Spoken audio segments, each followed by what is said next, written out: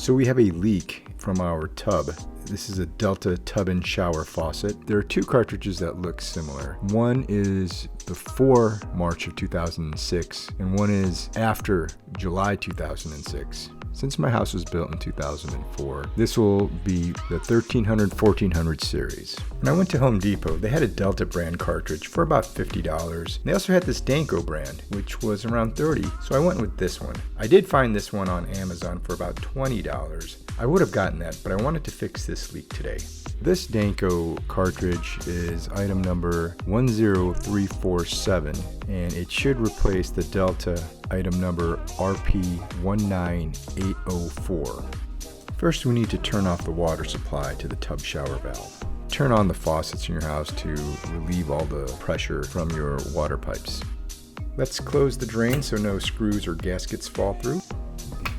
Now we need to remove the handle.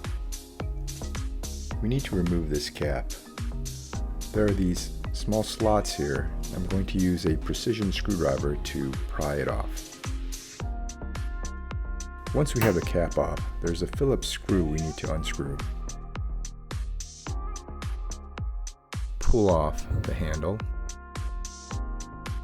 And we can take off these little pieces here. And then you pull off this cylinder here. To remove the sleeve, just turn it and pull. Now I have to unscrew this big metal nut. It's probably too tight to remove by hand. It's round, so I'm going to use these rubber straps. Unscrew counterclockwise and remove the brass bonnet. You could also use a pipe wrench. That might scratch it up.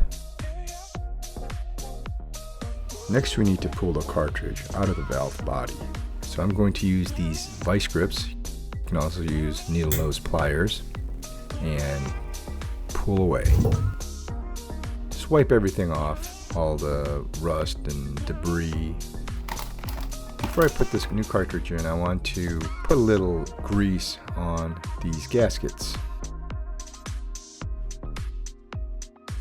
Now we have to install the new cartridge. The Danco cartridge doesn't look exactly the same as the Delta, so I'm not sure which is hot and cold. It's not labeled, but since the Delta had this temperature stop protrusion on the left, I'm going to match it with the Danco.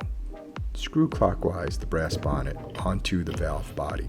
So I'm going to screw it hand tight at first, and then I'm going to tighten it up with my rubber strap tool. And when I took this off, there was a gasket next to the cylinder, and so I just going to grease that up as well. Stick it back in the cylinder and slide it back into place. Now I'm going to put the handle back on, turn the water supply on, and give it a test. Seems to not leak. Turns on fine.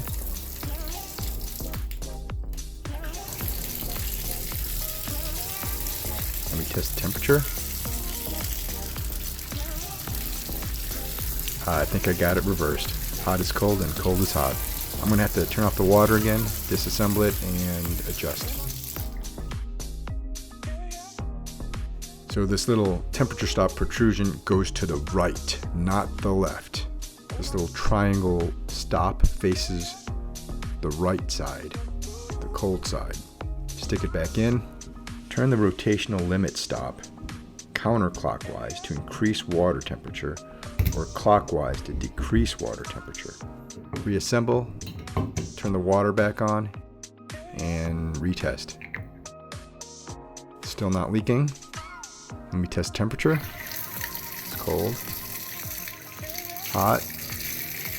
There, it's warming up now. Good. Now I got the hot and cold right. Now it's perfect.